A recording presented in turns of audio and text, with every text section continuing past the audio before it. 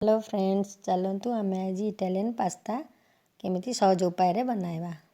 प्रथमे pressure cooker रे 2 cup pasta नबा,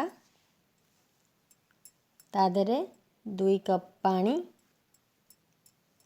ऐड करिबा एवं ताको प्रेशर कुकर रे अल्प टिके सॉल्ट पकई बसई दबा।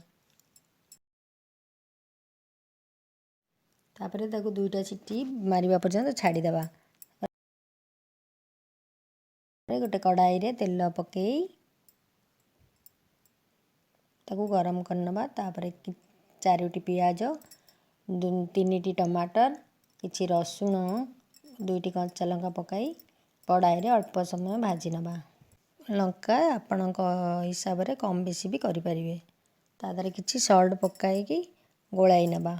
5 मिनिट पई ताको छाड़ी दबा सॉफ्ट हबा। बॉईल करिथिबा पास्ता को आमे छाणी नबा।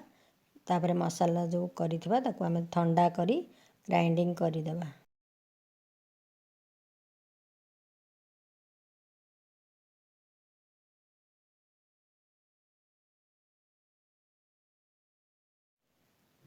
बर्तमान आमर पतला स्मूथ पेस्ट हो जाइए। आम कढ़ाई बसाई किछि तेल नहीं तादरे आमर बॉईल होइतिबा पास्ता को पकाई दबा एवं जो मसला करिथिबा ताको तादरे ऐड करिबा। तापरे आमे तादरे 2 चम्मच चीज ऐड करिबा।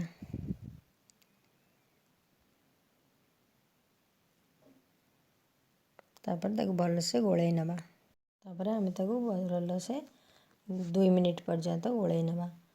जदि टिके टाइट थिबो ताको ताले आउ टिके अल्प पानी देबी ताको आपण आउ 1 मिनिट गोळेई परिबे। तापरे आमर पास्ता रेडी हो जाइए। आमे ताको एबे सर्व करिबा। देखंतु तार कलर मध्ये केते बढ़िया हो जाइए। ताको गरम गरम सर्व करंतु एवं छुआ मानक सहित ताको एंजॉय करंतु। आपनको मो रेसिपीटी पसंद आसिबो ताले लाइक एंड सब्सक्राइब करियो भूलंतुनी। नमस्कार।